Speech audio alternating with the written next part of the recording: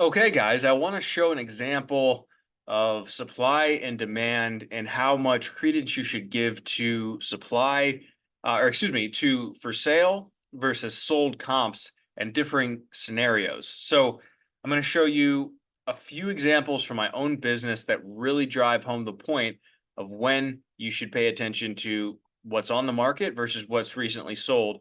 Um, so let's start with one that we listed yesterday. So this lot right here we listed 20 hours ago, and we already have full price offers with significant due diligence fees, which for anyone who hasn't done business in the Carolinas, that is non-refundable earnest money.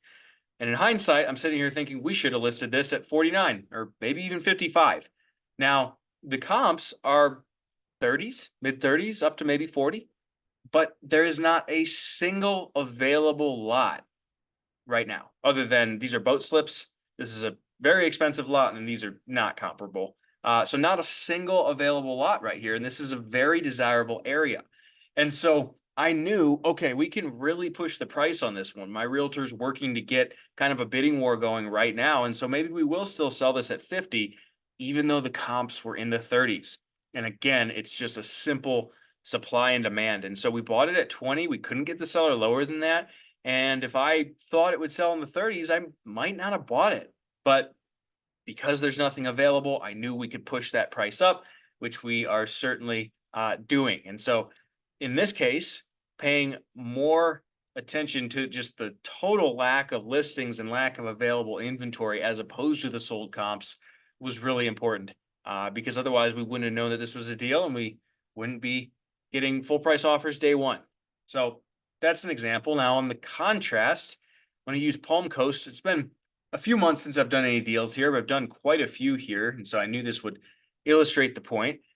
And when I look at available lots, it actually has come down quite a bit. A lot of the inventory has gotten absorbed, but it still illustrates the point. So quite a few in the 70s, a few in the mid 60s, but that's on a main street, and that's on a main street, so it makes sense those are lower. But let's look at the actual sold comps. Go to last 90 days, sold, and quite a few have sold. Let's just focus on this area, but 53, 60, 56, 56. I am not seeing anything approaching 70. I mean, the highest in here is 65, 167. Let's see. Let's look at a couple of these. 65 just sold 22 days ago. And let's see, how long was it listed? So they had to wait almost 5 months. Let's see some of the lower price ones.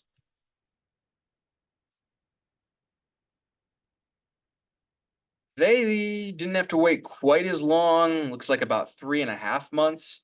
But again, they had to take a bit of a price cut, and obviously it fell out of contract once. Um, let's check one or two more. Five.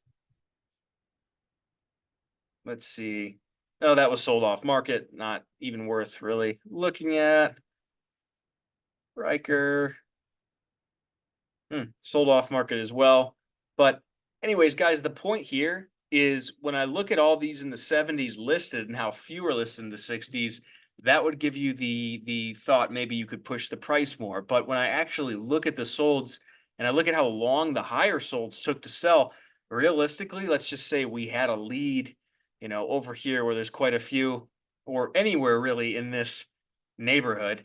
I would expect that we'd have to sell in the low to mid 50s to move it at all quickly.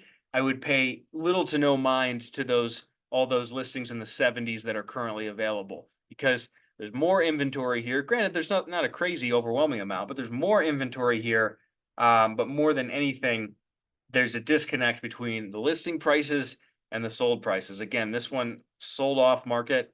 So a lot of off market transactions happening here. Let's check one more, because I haven't done business here in a while, but also off market. But point being, those listings in the 70s are not moving, and you see when I'm at 90 days or less, quite a few of them have been sitting for more than 90 days. So this is the market where you really want to look at the recent solds not at what's listed. These people at 70, 75, 72, 79, they're not going to get that. It's going to sit forever.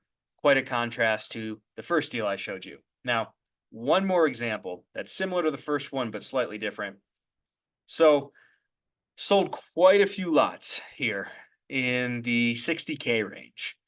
And when you look at the comps, many of the comps were 40s, maybe up to 50, but most of them in the 40s.